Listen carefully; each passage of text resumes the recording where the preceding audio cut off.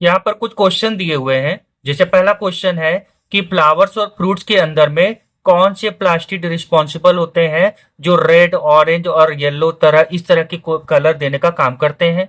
Second question है कि leucoplast जो प्लांट सेल के अंदर में पाया जाता है, इसका मेन फंक्शन क्या है। थर्ड क्वेश्चन है कि कौन सा पिगमेंट रिस्पॉन्सिबल होता है सन से आने वाले एनर्जी को ट्रैप करने के लिए, जो कि फोटोसिंथेसिस में यूज होता है। और फोर्थ क्वेश्चन है कि क्यों प्लास्टिड को सेमी ऑटोनॉमस ऑर्गेनल के नाम से जाना जाता है। अगर आपको इनका जवाब जानना है तो आप आने वाले कुछ समय के लिए इस वीडियो को स्विच न करें, ध्यान से देखें, और मैं गारंटी दे रहा हूं इस तरह के और भी बहुत सारे क्वेश्चन का जवाब आप देना चालू कर देंगे। तो सबसे पहले यहाँ पर प्लास्टिड होता क्या है। तो प्लास्टिड की बात करें तो पहला चीज दिमाग में रखिएगा, अदर सेल ऑर्गेनल की तरह ये भी double membrane bound cell organelle ही है, जो कि सिर्फ और सिर्फ किसमें प्रेजेंट होता है, प्लांट सेल्स के अंदर में पाया जाता है। एनिमल सेल्स के अंदर में प्लास्टिड नहीं होता है। अगर हम देखें प्लास्टिड के अंदर जनरली होता क्या है, तो यहाँ पर मेनली तीन तरह के प्लास्टिड्स होते हैं, जिनमें से ये दो प्लास्टिड के अंदर में जो कि आप देख पा रहे हैं, क्लोरोप्लास्ट, क्रोमोप्लास्ट, इनके अंदर में पिगमेंट्स प्रेजेंट होते हैं। जबकि ये ल्यूकोप्लास्ट जो तीसरा होता है, इसमें पिगमेंट प्रेजेंट नहीं होते हैं। आइए इनको वन बाय वन डिटेल में थोड़ा सा समझने की कोशिश करते हैं।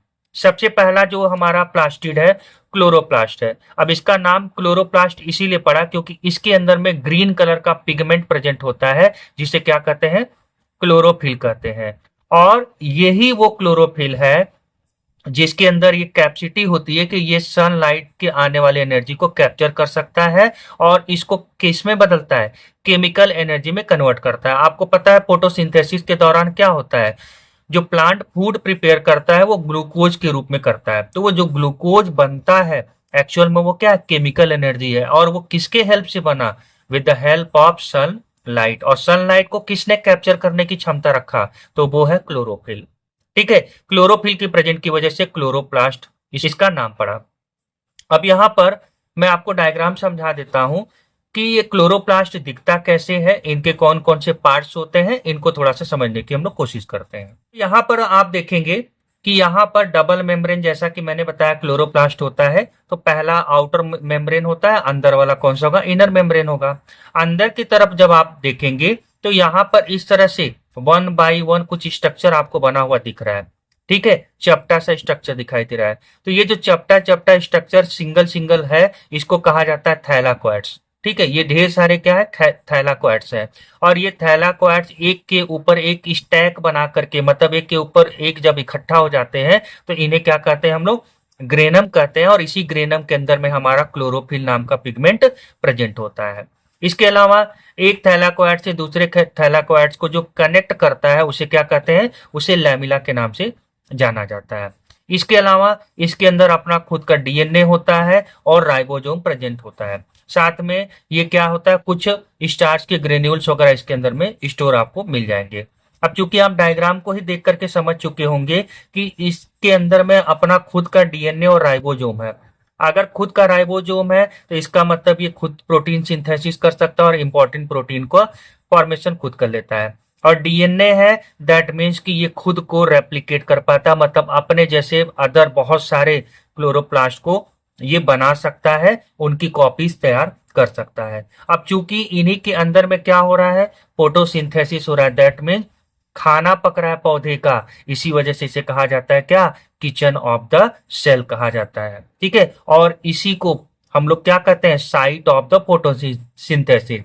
मतलब प्लांट सेल के अंदर में साइट ऑफ फोटोसिंथेसिस कहां पर होता है, तो आप जवाब देंगे क्लोरोप्लास्ट में होता है।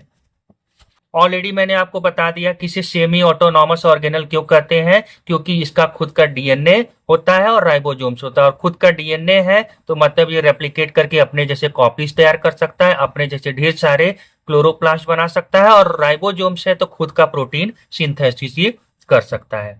सेकेंड टाइप का जो प्लास्टिड होता है उसे कहते हैं क्रोमोप्लास्ट। और ये क्रोमोप्लास्ट मतलब ये बहुत सारे कलरफुल पिगमेंट्स को कंटेन करता है, जिसकी वजह से फ्रूट्स के अंदर, फ्लावर्स के अंदर में जो यहाँ पे लिखा हुआ है येलो, ऑरेंज, रेड, जितने भी आप अट्रैक्टिव कलर देखते हैं वो सब इसी क्रोमोप्लास्ट के वजह से होता है।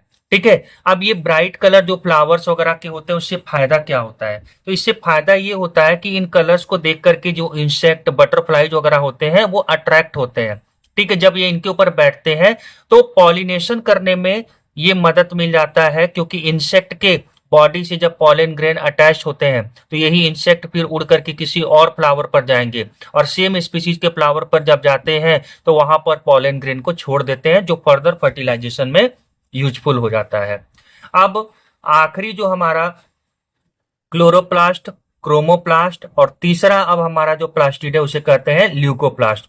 ल्यूकोप्लास्ट ये कलरलेस प्लास्टिड होता है। क्यों कलरलेस होता है? क्योंकि इसके अंदर में कोई भी पिगमेंट प्रेजेंट नहीं होता है। तो फिर ये काम क्या करेगा भाई? क्लोरोप्लास्ट फोटोसिंथेसिस कर रहा था, क्रोमोप्लास्ट पॉलिनेशन में मदद कर रहा है, तो फिर ल्यूकोप्लास्ट क्या काम करेगा जब पिगमेंट ही नहीं है? तो ये कुछ इंपॉर्टेंट मटेरियल जैसे स्टार्च, लिपिड्स और प्रोटीन्स इनको स्टोर करने का काम करता है।